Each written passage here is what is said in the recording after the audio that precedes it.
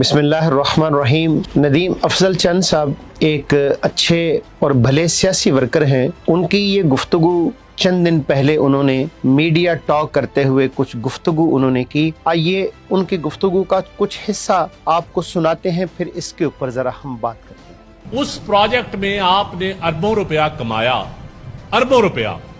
बड़े बड़े लोगों ने और भी शुगर मिलें लगाई, बड़े बड़े सरकारी लोगों ने, लेकिन क्योंकि ज़ियाउल हक का एक प्रोजेक्ट था और जमात इस्लामी उसकी मेन प्लेयर थी और उसी प्रोजेक्ट के तहत फिर इस्लामी जमहूरी इत्तेहाद बने, आपको सीटें दी गई।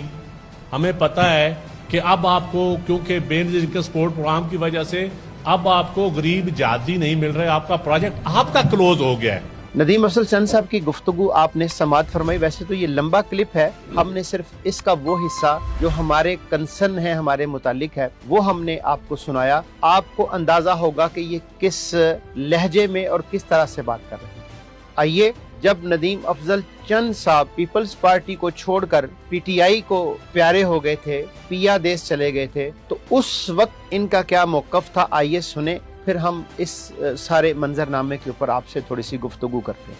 मेरे वालिद साहब मुझे अक्सर कहते थे कि बेटा इमरान का साथ दो, लेकिन मैं क्योंकि पीपल्स पार्टी का अब तो मैं नजर आती जियाला हूँ, नजरियाती नहीं। नदीम अफजल चंद साहब की गुफ्तगू पीटीआई, पीपल्स पार्टी, पीटीआई, ये जो शफलिंग होती रहती है, ये सारी आपने मुलाहजा फरमाई। बुनियादी तौर पे ये दर्द क्यों हो रहा है, ये क्यों बिलबिला रहे हैं, भला आपको अंदाजा है कुछ? देखिए, हम एक पॉलिटिकल वर्कर की हैसियत से आपकी खिदमत में ये अर्ज करना चाहेंगे कि देखिए, ये एक वर्ल्ड बैंक की रिपोर्ट है और हमारी रिपोर्ट नहीं है।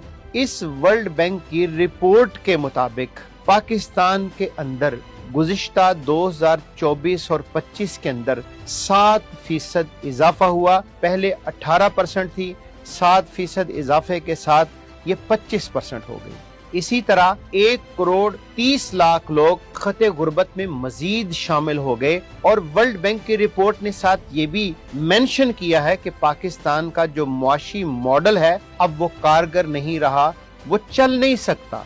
इसके साथ साथ आगे देखिए, इसी वर्ल्ड बैंक की रिपोर्ट में कहा गया है कि पाकिस्तान के अंदर 15 साल से लेकर 17 और 20 साल के जो नौजवान हैं, जिनकी तादाद 37% है, वो बेरोजगार हैं। ये सारे का सारा मामला आपके सामने। अब आप थोड़ा मंजरनामे को मुलाजा फरमाएं कि नदीम अफजल चंद साहब क्यों बिलबिला रहे हैं। इनकी दुम के ऊपर किसने पांव रख दिया कि ये जरा आपे से बाहर होना शुरू हो गए? तो सर, आप जिनके ऊपर बात कर रहे हैं उनके दामन के ऊपर तो कैसी बात है नहीं।